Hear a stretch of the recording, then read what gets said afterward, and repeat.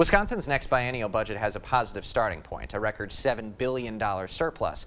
How to dole out those dollars is the next step, and both sides of the aisle have very different ideas on a bunch of topics, especially when it comes to your taxes.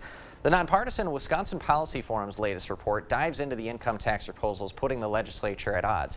Senate Majority Leader Devin LeMahieu says the state should adopt a flat tax rate. Wisconsin currently has 4 tax brackets from 3.5% to about 7.6%. LeMahieu's plan would mean every filer would be taxed at 3.25%. The numbers confirm wealthier donors would benefit from this. A filer making up to $20,000 would see a tax cut of just $8, while a filer making more than $1 million would see a cut of more than $100,000. Governor Evers' plan would keep the 4 tax brackets but create several tax credits that target the low and middle classes. The forum reports anyone making $200,000 or less a year would see lower taxes, while anyone making over $1 million would see a tax increase of about $39,000 a year.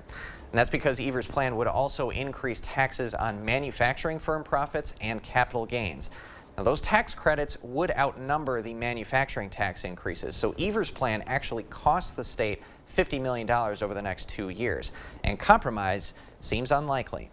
Spending billions on a flat tax isn't a workforce plan or an economic development plan. We need to bolster the middle class. We're charging too much taxes to Wisconsin's hardworking families. States around us have flat taxes or are working towards a flat tax, and I think we need to make sure that we're competitive.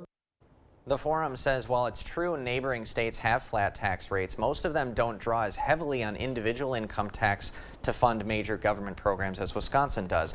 So that makes any tax cut proposal important because it could impact the state's ability to fund anything from public education to public safety and health care. And neither proposal is likely to be the final choice.